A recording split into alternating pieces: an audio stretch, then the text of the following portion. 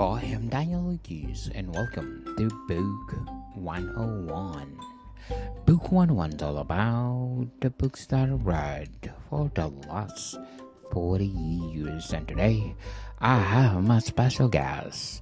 She's an award-winning author, no other than Miss Katherine Nichols.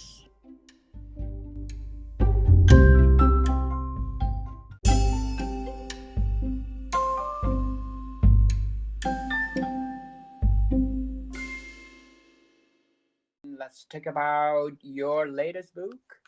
Okay, it is called The Substitute Sister, and it's actually a sequel to the first book that I had published. That one is called The Sometime Sister. Okay. I didn't really plan to write a sequel, but sometimes the characters just grab hold of you and they are not finished and they just demand that you write something about them. That's kind of what happened with me with this sequel, The Substitute Sister. So very quickly, the first book deals with two sisters, and you get a little bit of a recap. You don't have to read the first one to understand the second one, but it's always a little bit more of a richer experience if you do know a little background. So the first book is about two sisters. The oldest one just adores her younger sister until the younger sister grows up and ends up stealing the older sister's fiance and running off to Ecuador. So part of that book is set in Ecuador, but most of it is set in Atlanta, Georgia, in the United States. So the second book picks up several years later, and the older sister, whose name is Grace, Grace has been dealing with her grief. She's been trying to find a way to get past it and to get over the fact that when her sister died, she had not really forgiven her. And of course, now she has, but it's kind of too late. So when the second book opens, Grace thinks she sees her sister, whose name is Stella, and she thinks that she might be losing her mind. She knows Stella's not alive, and she doesn't really believe in ghosts, but she thinks she saw her. Well, very shortly after that, I have a second narrator, which is something that was new for me. I usually narrate in first person, just one person. This one I have first person, but I have two people. And the second person is a sister that no one knew existed. And the sister, whose name is Natalie, Natalie didn't really know that her other sisters existed either.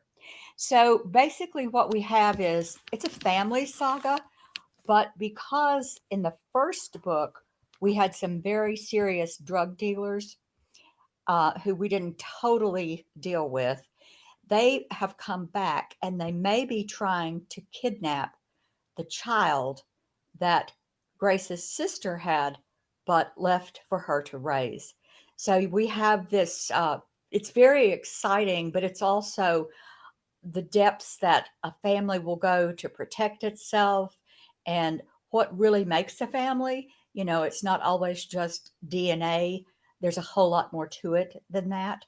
So, my younger daughter is one of my biggest fans, and she's always saying, Mom, don't give away too much. So, I'll try not to give away too much, but try also to make sure that people understand enough about the books. Yes, indeed, Okay. Miss Catherine.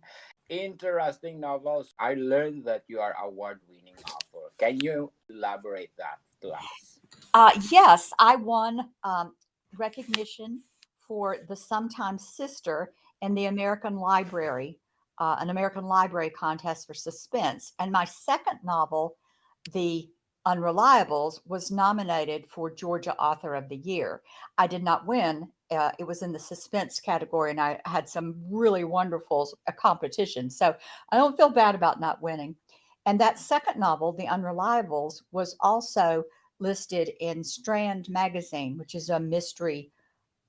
It features what's been going on in the publishing world with mysteries.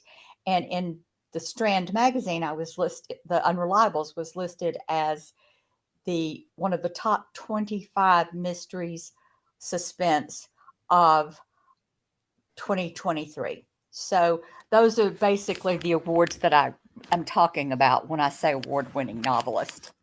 Congratulations, Thank Miss you. Yeah. Catherine. Indeed. So, what age did you realize that you are good in writing? Well, I don't know if I was good in writing from the beginning, but I started really writing in like the fifth grade.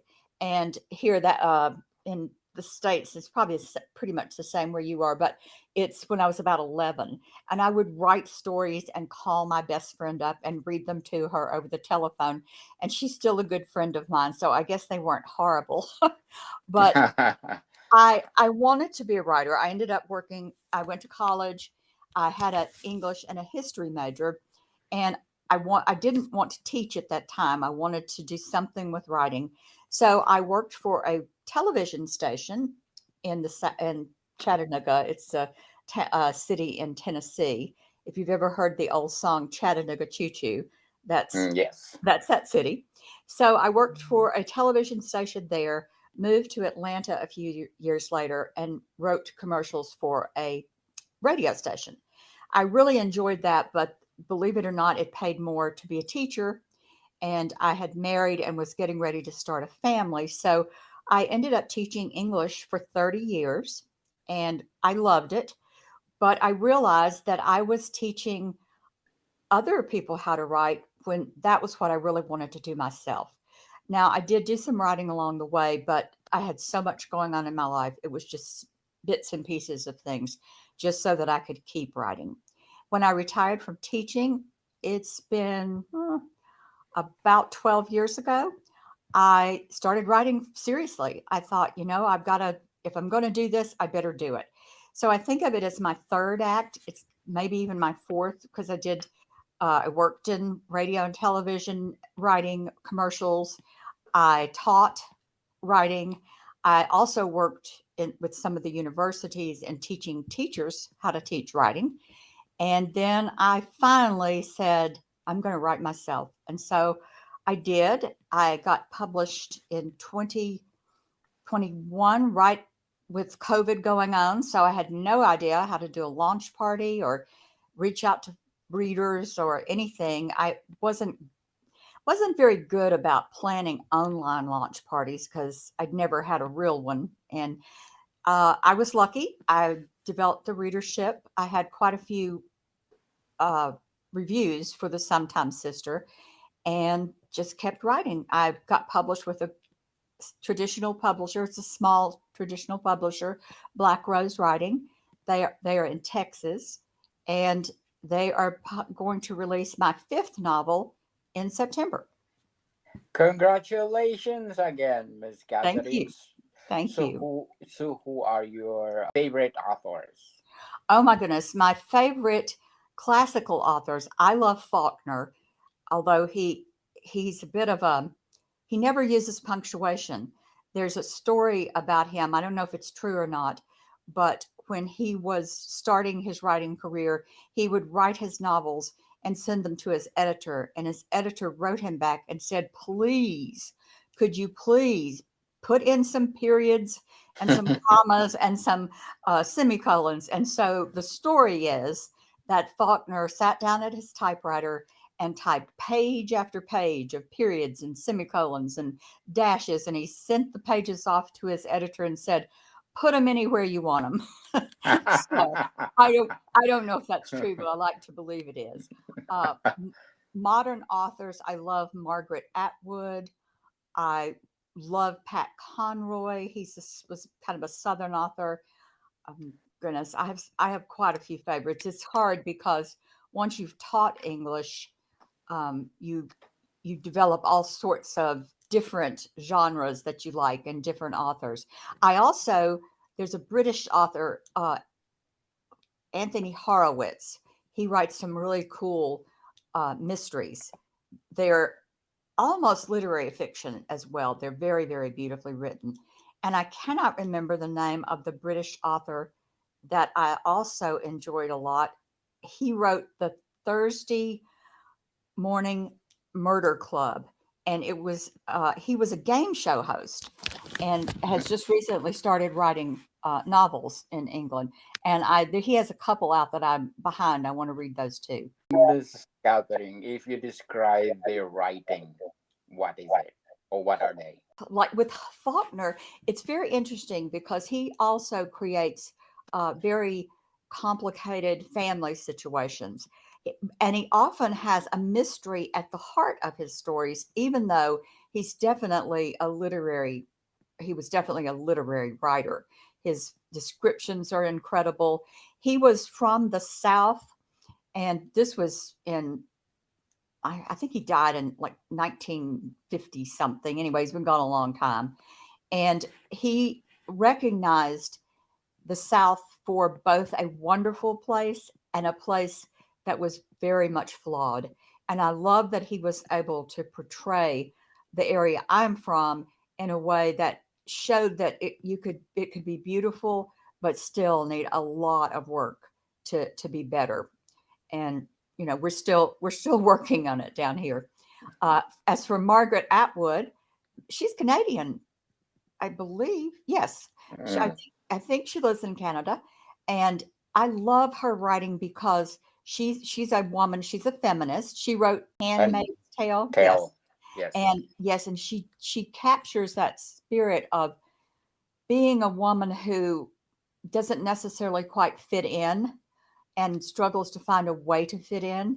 The one that I love is called Cat's Eye, and she has a brilliant professor, I think, is the main character, and the professor loves to look at war battle scenes, and she creates her own battle scenes using like peas and beans.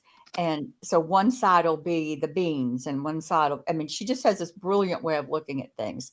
So I love the unexpectedness of Atwood's characters and the setting of Faulkner's. And I love a good mystery. I also enjoy a lot of modern writers that I have become friends with some of them. It's been very exciting through the Atlanta Writers Club. I have several friends who write. They write all sorts of things. One writes sci-fi romance, which I never thought I would like, and I love it. Her name is Kim Conry. And another friend of mine wrote a book called South of Happily, and it's about the experience of being a Hungarian child of Hungarian immigrants who came to the country, and as a young woman, she's trying to navigate two cultures and two languages even. So I have a lot of things that I enjoy about writing. If it's a good story and the language is beautiful, you can count me in. Yes, indeed. So, Miss Catherine, are those adjectives of your favorite authors? Is it all in your novels? Well, I try. I would, I definitely try to create an atmosphere that's true to my characters. In other words, my characters are from the South. I call my writing Southern suspense with heart and humor. And I always have dead bodies. They're not real gory or gruesome, but the murders are quite often the byproduct of something in my characters' lives. I have the theme in my actually in the first four, there's a strong theme of grief and loss and how to work through that. All of my characters are doing that, and I hope they do it in a relatable way. I did have someone talk to me about the Sometime Sister, and there's a scene in it where Grace just breaks down. She has been very, very calm and very stoic, and then she just loses it. And my friend had lost her brother, and she said when she read that scene, it just helped her. I mean, it brought her to tears, but it also helped cleanse her. It was a cathartic experience. So that made me feel really good because my favorite authors have touched me in ways that I can identify with. I may not be from where they are, and I may not have the same background at all, but there's something in those main characters that I can relate to.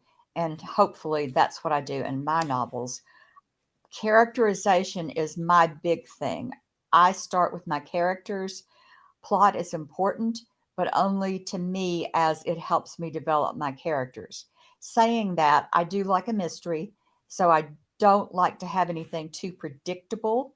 I want the readers to kind of go, oh, yeah, I didn't really think about that, but it does make sense. And like I said, even Faulkner had mysteries at the heart of many of his famous novels. So I I hope I can get close to those objectives. I don't plan on trying to write the great American novel. I want to write I want a write to write a really good novel that helps people look at themselves in a different way and relate to my characters. Definitely, indeed, Miss Catherine. But before we go on, I want to shout out to the people listening according to my Apple chart. In Nigeria, I got on the top 22. Thank you so much. In Rwanda, I get on the top 48 on Apple chart. In Ghana, 76. Tanzania, 77. And of course, in Zambia at 88, Mongolia at number 14, Cameroon at number 68, Libya at 117, Algeria at 126, Egypt at 132, Denmark at 133, Canada 135, United Kingdom at 167, and Georgia at 201. Thank you so much for supporting this podcast because this podcast is created to empower writers all over the world like Miss Catherine Nichols. So, Miss Catherine, the Sometimes Sisters, what behind the title of your novel? Well, the latest one is The Substitute Sister, the sequel to The Sometime. So it's okay if you haven't read The Sometime Sister, read it, and then I hope you'll just be dying to read the second one. And I want to congratulate you, Daniel, on all of those fantastic numbers. I have a podcast myself, and we don't have anything like those numbers. We interview um, authors uh, from the States. We've had someone from Australia.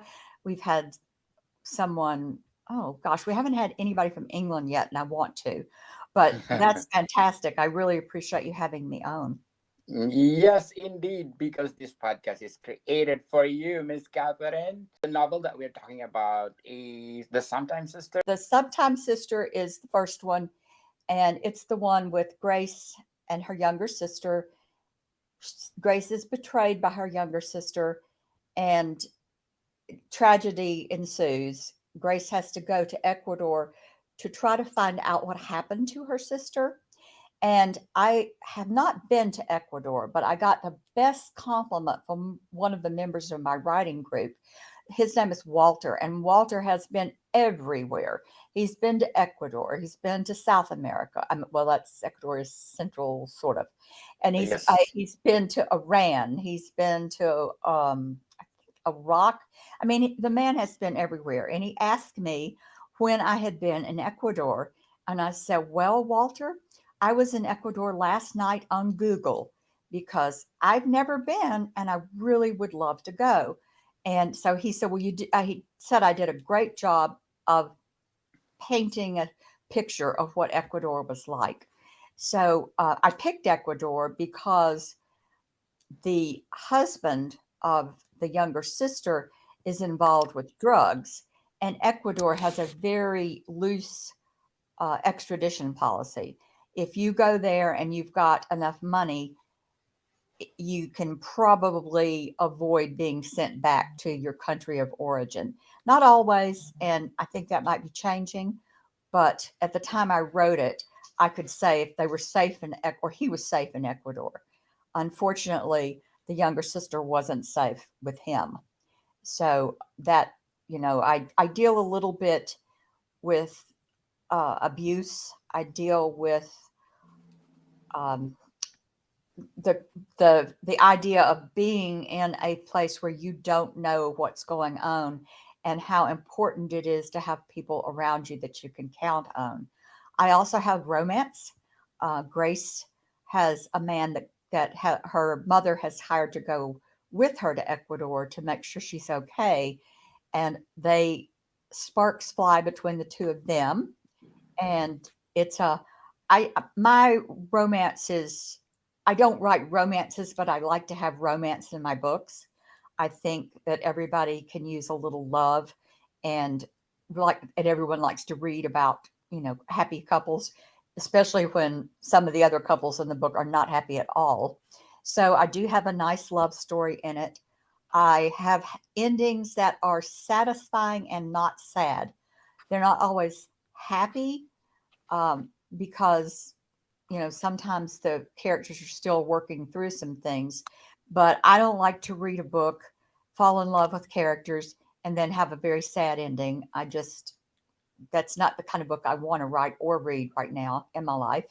So I would say that if you enjoy endings that will be upbeat, I think you would enjoy both the sometime sister and the substitute sister, because neither one of them is going to let you down and make you feel sad at the end. So, Miss Catherine, how did you craft it Sometimes Sister? The sometime sister, unfortunately, I had a friend who had something similar happen. She had a younger sister. The sister did not betray her or anything like that, but the sister got involved with a bad man. She married him and she moved. She didn't move to Ecuador, she moved to another place. He was involved with drugs, and unfortunately, he ended up killing her. And the family was just devastated, and I don't think they ever got over it, which is kind of why I wanted to tell the story differently, because it's really nice in fiction when you can take the germ of an idea that was so tragic and rewrite it. It's your chance. You can't do that in real life, but you can rewrite those ideas and those fragments that come to you, and you can make them a happier telling of a similar thing. So I got the idea from that, but that's it. My characters sprang from other things. I have a great villain. I love to write villains. I actually have two really good villains in mine. And I also have some great family characters. There's a grandmother that we find out, oh my goodness, she was incredibly strong. The mother uh, of Grace and Stella, and the mother's sister, both very strong women with a big family secret that I can't tell you about, but it's in the book. And I also have a fun cousin in there. The cousin is named Les Roy, and there's a story behind his name in the book that I just came up with. I His father is a bully, and the father is named Roy. And when his son was born, Roy was just so mean. He said, "I'm not going to call you Roy Jr. because you're not up to that. I'll call you Les Roy because you're less than what I am." So I turned Les Roy into a great character, and he gets the last laugh on his mean dad. I also named my cat Les Roy. And it was during COVID that the book came out, during COVID that I was finishing it up. And my husband and I had a cat. We said, we weren't going to have any more cats. And I woke up one morning and I said, I want to get a cat. And we ended up getting two. So I named one of them Stella after the sister, and one of them Les Roy after the cousin. And they are still hanging out with me, reminding me all the time of the book, which I do love my first book. I love all my books. I mean, if you don't love them, I don't think you can or should talk to other people and ask them to read them. But I kind of have a special place in the first one, for the first one that got published. I think most writers do. Yes, indeed, Miss Catherine. So before we go on, I'm inviting you to listen to my other podcast, Food 101, on our third season with Chef Alessandro, one of the best executive chef in one of the best restaurant in downtown Toronto. Yes, and we are so grateful because we got our 1 million downloads. If you're Yay. Yay! If you're supporting my Food 101, can you please support my Book 101 review? Because this is for a good cause. We are empowering writers all over the world to write more books so that we can read lots of books, people. And I'm so dedicated to do this podcast 3 times a week because there's a lot of people coming to me and to be my guest. And you are most welcome to approach me so that we can promote your books, people. Plus, one is do grab a copy of my latest abstract poetry. It's all about my volume one is all about emotions. Volume three is universe. Now until volume four. So please do grab a copy of my abstract poetry available on Amazon and leading online bookstores worldwide. So, Miss Catherine, the sometime sister, what the best highlight? Well, there's a very exciting part where Grace is trying to get away from a man who's trying to kill her, and she's hiding under the stairwell. She's being very quiet until she feels something slide down the back of her shirt, and she realizes it's a tarantula. So there's a very exciting point where she just kind of bursts out, and you don't know if she's going to get killed or bitten by the tarantula or what's going to happen. And well, spoiler alert, she doesn't get killed, but it's that one's kind of a peak of action. And then there's a very sweet part almost at the end where the readers discover something that her younger sister left behind. And it's, I don't want to tell you what it is, but most people think that's their favorite part of the book, very close to the end. So those are Yes, highlights. yes, and according to Miss Jackie Bullock, a sister love. Oh, what are the elements of the novel that you relate about the sister's love? That is really a good question because I have a great brother. I always wanted a sister. And so I was kind of exploring the relationship between sisters. And it's not just between Grace and her sister Stella, but it's between her mother and her aunt as well, because they have a very strong bond too. Um, I what's funny about this is I've gone to a lot of book clubs and talked, and I'll ask people, who has a sister and could they relate to the sisters in the book? And it's so funny because they say yes, they can relate, but some of them are not that happy about having a sister. So I thought that was kind of funny because these are, grown women who have gone through all sorts of things with their sisters and they love them, but it's been sometimes an uphill struggle to keep loving them. But for me, the idea of sisterhood is someone who knows you maybe better than you know yourself and still loves you and who feels as if they can be totally honest with you about themselves. And that was one of the things in the book that because Grace, the older sister, sort of put her younger sister on a pedestal, it was very difficult for her to really get to know her younger sister. So I thought that kind of dynamic about the older sister and the younger sister, to me, that was very, very interesting. I did, I talked to a lot of people, I observed a lot of people. I thought of my brother and how much I love him, but it's definitely different. I know between brothers and sisters and between brothers and brothers. Sisters have a very different dynamic.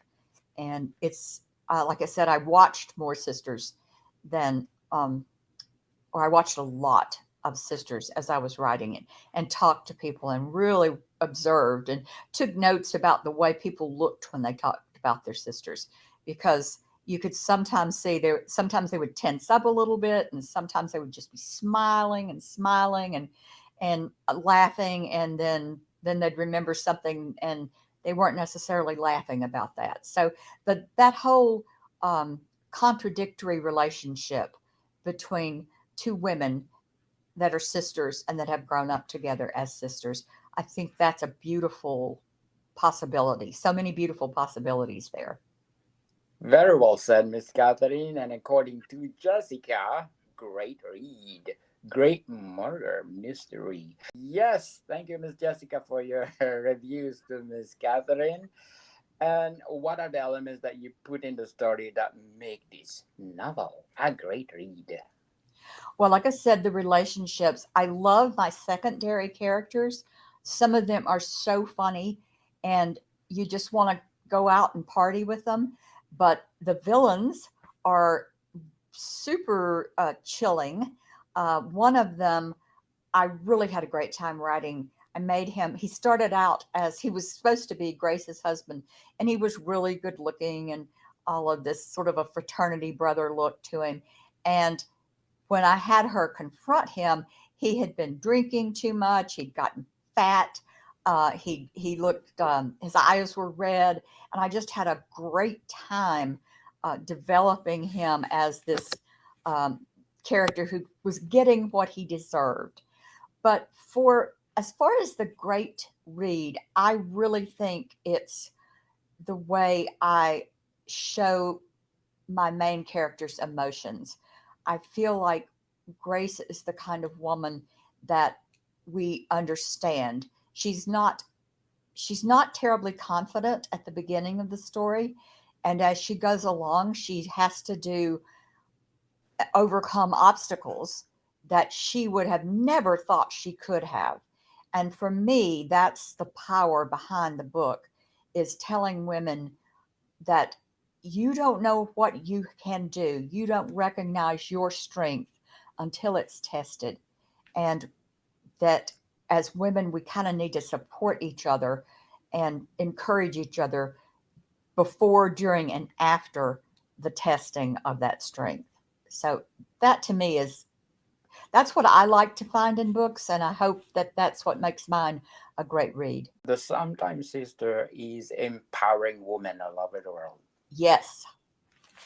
That'd be awesome, Miss Catherine. Before we continue, I just want to thank you, Player FM, for giving me the number 5 spot for the best book review podcast. Thank you so much, Player FM. And I hope my listeners continue to support me because, as I said, they needed to have a good cause. Miss Catherine, as you said that you are traditional publishing, what are the pros and cons of a traditional publishing? Well, for me, I learned about the publishing industry as I was going along. I had an agent. I learned about querying, how to query agents and editors. The agent I got was unable to sell the book. And so I was considering self-publishing, but it's very hard, and self-pub people who really do it right, you can find some wonderful self-published books. But sometimes the editing isn't as good, and sometimes there are some serious problems with the formatting. So sometimes self-published books get a bad reputation that they don't really deserve. It's just that a lot of people don't realize how hard it is to publish them yourself.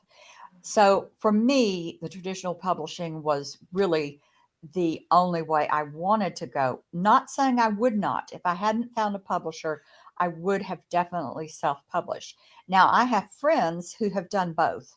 They've gone through with a traditional publisher, and then they've self-published. And a lot of authors are doing that now. The pro of the traditional is you don't have a whole lot of work to do to get the book out.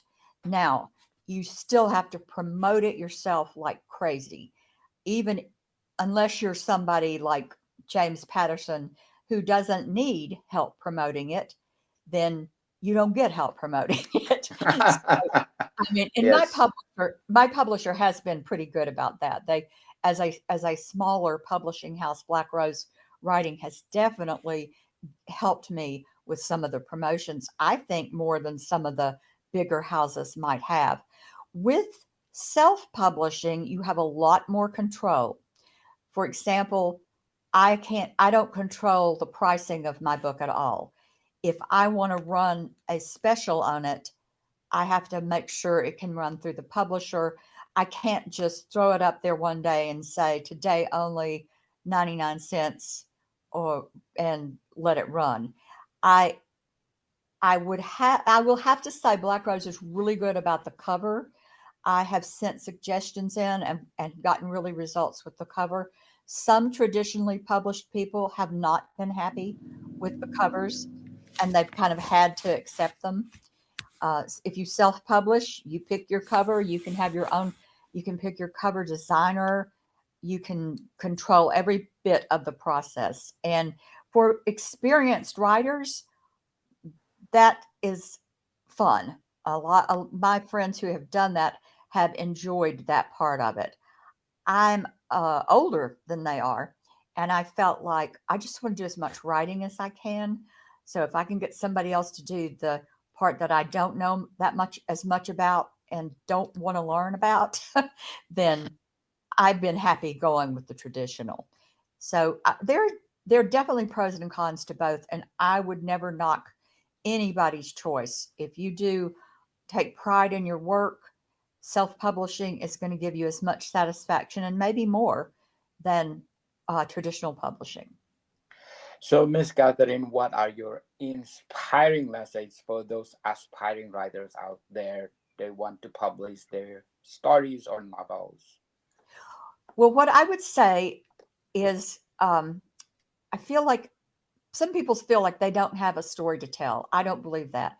I believe everyone has a story to tell. And there's a wonderful writer that I spoke to. Her name's Bryn McLean. She's a Southern writer and teacher and presenter and inspirational speaker. And she believes that people are given a story that they're meant to tell. So, to anyone who is writing, I would say if you feel that you have a story that you are meant to tell because it's special to you or because you feel you can tell it better than anyone else, don't give up on it. You might have to adjust your expectations. You may not be on international bestsellers list, but if you can tell your story and have it be something that people read and they get some sort of inspiration or support or message from it, then don't quit and don't be afraid to say, I'm a writer. You know, I write, therefore I'm a writer. And don't be shy about it. Yes, people, if you have the passion to write your own novel, publish it, people, because probably you are one of the best in the making. So, Miss Catherine, the sometimes sister, what else you can say about it? Well, you can purchase it on Amazon or Barnes and Noble, any place that, excuse me, you buy books, you can order it. And I would say that for me, the sometimes sister kind of became like a sister to me. I don't know how that sounds, but because I was able to share things on the page that I would have liked to have been able to share with a sister and to create a relationship that I thought would be a really meaningful one to have, I think that that made it feel like the book was part of my family. And what I hope is that people who read it will also feel like part of an extended family. Yes, very well said, Miss Catherine. So, the sometimes sister, do you think it will be a timeless novel? Well, I hope so. Um, that's really such a fun question because having taught English, you know, we taught what they call the canon, you know, the body of work that everyone is supposed to have read, whether they want to or not. And I feel like we hold on to some of those classics, but there's so much being written that's so good and can touch people in ways that some of the stuff that we read from far along a past, it isn't going to touch us the same way. So I don't know that it will be remembered throughout history as the best novel about sisters. But I think anyone who reads it, I think that the book will stay with you. And I think it will stay with you in a good way. It will haunt you with the rest of your life, people. So need to read it. But in a good way, not a scary haunt. Yes. In a good way, yes. The Sometimes Sister is good for a series or a motion picture. Series, because especially since there's the second book, because there's too much in it for to squeeze into an hour and a half or 2 hours. I would love for there to be character development, and it's a fast-paced book, but a slow development of character, if that makes sense. You learn a little bit more about the characters almost every time they show up on the page. And as they go through these whirling and twirling experiences, they grow and you see them grow and in increments. So I feel like it would have to be a series. And I have thought about that. That would be a dream of mine, because especially if it were the Sometime Sister as the first season and the Substitute Sister as the second season. And my publisher would like for me to do a third one, but I'm not sure. I'm going to have to give myself some time because I don't want to force anything. So, Yes, indeed. So the Sometimes Sister, what will be the flaws? you know, I don't think you want to add any more because you might have to take some away. Some of my critique group have said you got to be careful not to have too many secondary or even third level characters. But I just like them so much; it's hard for me not to put them in there. So I don't think you're going to find that you have to add anything to the book as far as characters go. Very well said, Miss Catherine. So can you please invite our listeners to buy all your books? I would love to invite them. You can find me on Amazon, Katherine Nichols. There is another Katherine Nichols, but uh, she did not write The Sometime Sister or The Substitute Sister or Trust Issues or The Unreliables. So it won't be hard to tell the difference between us. Look for the sister series from me. And hopefully you'll be looking to a new one in September, not a sister's one, a different one. So I'm on Amazon. You can order from Target. You can order from Barnes and Noble. You can order from any independent bookstore. They can order it for you, which I love independent bookstores. I love going there and to book signings and to get to meet fans. I wish I could come to visit where you and some of your fans are, but I don't make enough money from my books to afford much travel. so so Yes, please buy my books so I yes, can yes. travel and visit people. Of course, please do support Miss Catherine Nichols. Well, thank you. That's lovely. And it's been wonderful talking to you, Daniel. I appreciate what you're doing for authors. Yes, people, and thank you for your time. Bodycon people, see you soon.